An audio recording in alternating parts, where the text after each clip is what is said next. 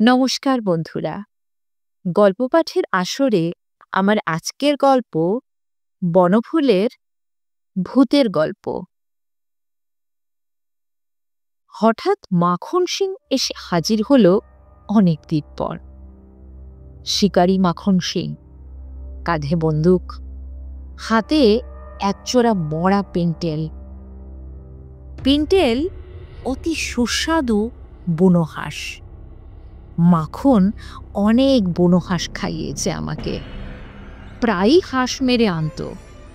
হরিণের মাংস, বুনো শুয়োরের মাংস, সজারুর মাংস, ফ্লোরিটানের মাংস ওর দৌলতেই খেয়েছি।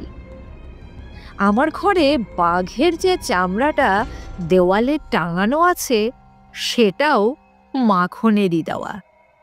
খুব বড় শিকারী, পরনে খাকি হাফ শার্ট, হাফ প্যান্ট, কাইজারি কোফ, মাথার চুল কদম ছাট। অনেকদিন পরে এলো আজ। কি মাখনলাল, এসো এসো, এতদিন কোথায় ছিলে? নানান জায়গায় ঘুরে বেড়াই, ভাবলাম অনেক দিন দাদার সঙ্গে দেখা হয়নি, দেখা করে আসি। আজ ভাগ্য ভালো, দুটো পিন্টেলও পেয়ে গেলাম। বেশ বেশ, বসো। চা খাবে না কফি? মাখন রহস্যময় হাসি হেসে বললে, না, কিছু খাবো না। আপনি একটু অন্যমনস্ক হয়ে আছেন মনে হচ্ছে। হ্যাঁ, মনে মনে কল্পনার দরবারে ধর্ণা দিয়েছি একটা ভৌতিক গল্পের প্লটের জন্য। আমার একটা অদ্ভুত ভূতের গল্প জানা আছে, শুনবেন? বেশ, বলো। মাখন সিং বলতে লাগল, গৌরীর কাছে একটা জঙ্গলে শিকার করতে গিয়েছিলাম। একজন খবর দিয়েছিলেন সেখানে ভোরের দিকে বড় বড় কালো তিতির পাওয়া যায়। খুব ভোরে বেরোয় তারা। আমি ঠিক করলাম রাতে গিয়ে বনের ধারেই শুয়ে থাকব। আমার ছোট একটি বিলিতি খাটিয়া আছে, সর্বত্র নিয়ে যাওয়া যায় প্যাক করে। তার মাপে মশারিও আছে একটা। ঠিক করলাম জঙ্গলের ধারেই মশারি খাটিয়ে শুয়ে থাকবো রাত্রে। খাওয়া দাওয়া করে চলে গেলাম রাত 10টার দিকে।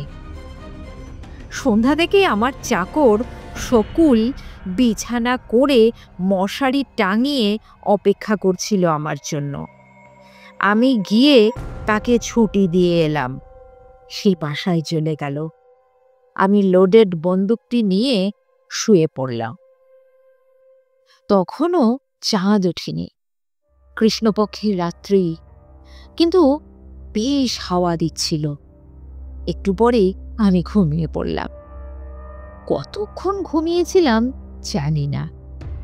হঠাৎ একটা ফোঁস করে শব্দ হলো।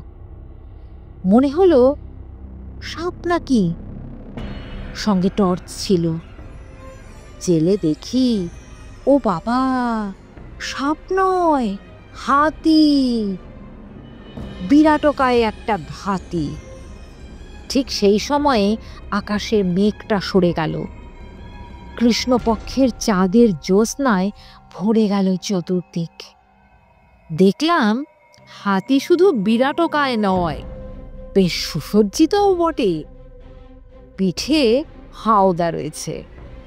আমার মশারির ঠিক পাশে দাঁড়িয়ে সুর নাড়ছে, কান নাড়ছে, আর ফোঁস ফোঁস শব্দ করছে মাঝে মাঝে।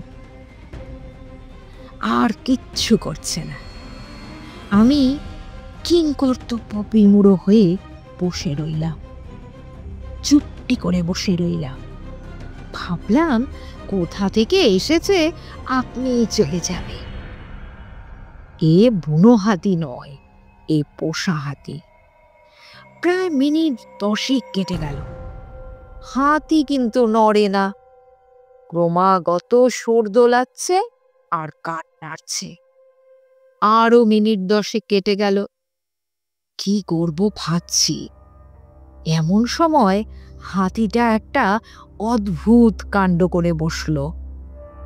হঠাৎ সে আকাশের দিকে সুরটা তুলে দাঁড়িয়ে রইল খানিকক্ষণ।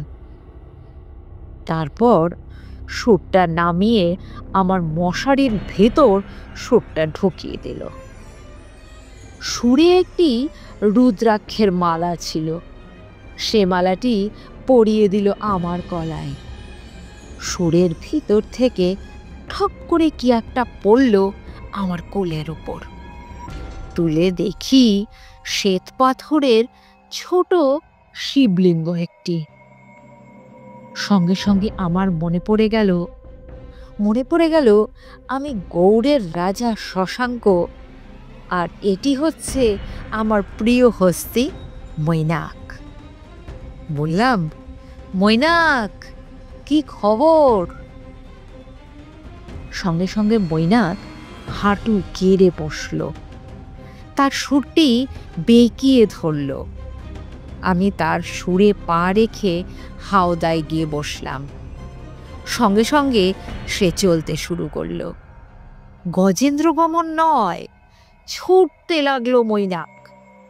কত মাঠ, বন, গিরি, নদী পার হয়ে গেলাম। রাত্রি প্রভাত হয়ে গেল। মৈনাক তবু থামে না। দিনের আলোয় দেখলাম চমৎকার এক দেশ। চারিদিকে প্রাচুর্য, চারিদিকে সৌন্দর্য। কত মন্দির, কত হর্ম, কত জলাশয়, কত বাগান পার হয়ে গেলাম। মৈনাককে দেখে রাস্তার লোক সসম্ভ্রমে পথ ছেড়ে দিতে লাগলো। জয় মহারাজ শশাঙ্কের জয়! জয়ধ্বনিতে প্রকম্পিত হতে লাগলো চারদিক। কিন্তু মৈনাক এক নিমেষের জন্যও থামেনি, সে ছুটে চলেছে। সমস্ত দিন ধরে সে ছুটল। তারপর সূর্য যখন অস্ত গেল, অন্ধকার রাত্রি নামল, তখন বিরাট এক জলাশয়ের মধ্যে পড়ল মৈনাক। সুর দিয়ে বড় বড় গাছের ডাল ভেঙে পথ পরিষ্কার করতে করতে এগিয়ে চলল জঙ্গলের ভেতর। কিছু দূর গিয়ে দেখতে পেলাম একটি পরিষ্কার জায়গায় চিতা জ্বলছে, আর চিতার পাশে দাঁড়িয়ে আছে রাজ্যশ্রী। আমি রাজ্যশ্রীকে ভালোবাসতাম, কিন্তু তার ভাই হর্ষবর্ধন ও রাজ্যবর্ধনের সঙ্গে আমার ঝগড়া ছিল, তাই তাকে পাইনি। আমি বললাম, রাজ্যশ্রী, এখানে কি করছো? আমি জ্বলন্ত চিতায় প্রাণ বিসর্জন করব, তুমি আমাকে বাধা দিও না। নিশ্চয়ই দেব। সঙ্গে সঙ্গে আমি মৈনাকের পিঠ থেকে লাফিয়ে পড়লাম। হঠাৎ একটা বর্ষা এসে বিঁধল আমার বুকে। দেখি রাজ্যবর্ধনের প্রেত দাঁড়িয়ে আছে সামনে। তার মুখ ভ্রুকুটি, চোখে আগুন।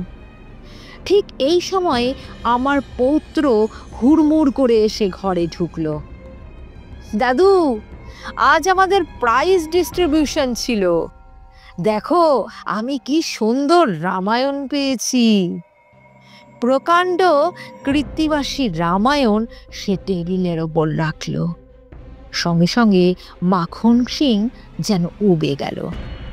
মরা পিন্টেল দুটো যেখানে পড়েছিল দেখলাম সে দুটোও নেই সেখানে।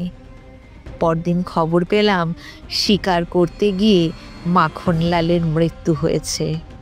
একটা বনের ভেতর তার মৃতদেহটা পড়েছিল।